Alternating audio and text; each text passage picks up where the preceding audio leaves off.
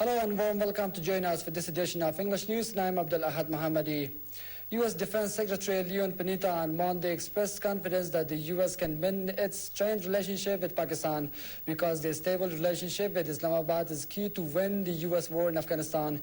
Panetta said that restoring the strained relationship with Pakistan is critical to the long-term progress in Afghanistan. The U.S.-Pakistan relationship was strained after the May 2nd U.S. raid inside Pakistan to kill Al-Qaeda mastermind and further worsened after the NATO airstrike on a Pakistani military outpost.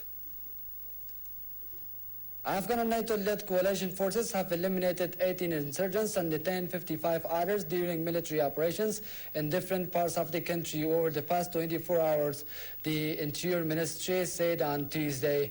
The Afghan National Police, Army, NDS, and ISA forces launched 12 joint operations in areas surrounding Kabul, Kunar, Nangarhar, Helmand, Khost, Uruzgan, Logar and Ghazni provinces, the ministry said in a press release. Afghan and NATO-led coalition forces have kept up pressure on insurgents all over the country recently as over 380 insurgents were killed and around 490 were arrested, the ministry added.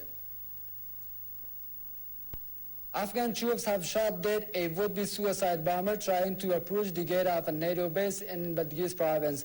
Dilbarjan Arman, the spokesman for the governor, says the Afghan security forces became suspicious of the man and killed him before he was able to detonate his explosives. Arman says the attacker's explosives packet was detonated during the incident. He says no one else was harmed in the explosion. A mix of military and international civilians work at the Spanish-run base to improve provincial governance, services, and infrastructure in the area. Gunmen killed a NATO truck driver and burned 7 tankers carrying oil for international troops in Afghanistan on Monday. The convoy was ambushed while returning to the port city of Karachi from the Afghan border.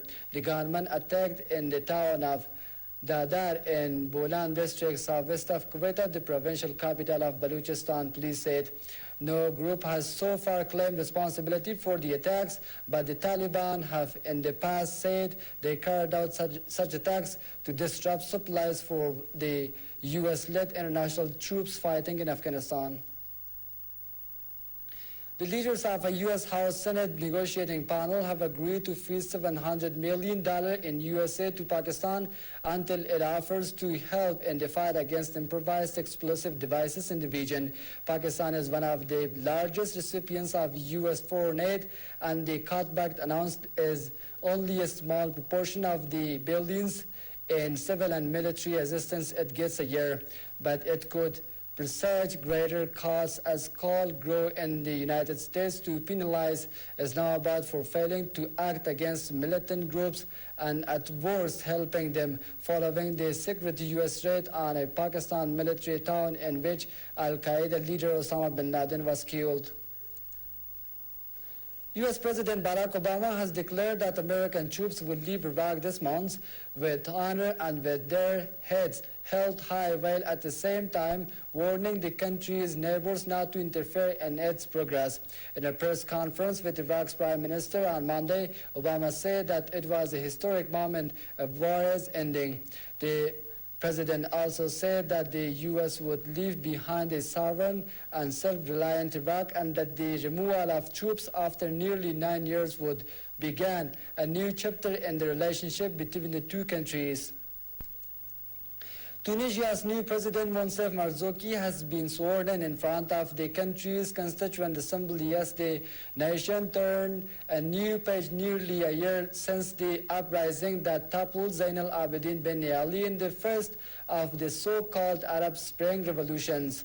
Marzouki, who spent a decade in exile during Ben Ali's rule, said on Monday it was a great honor to become the first president of the first free republic of the Arab world.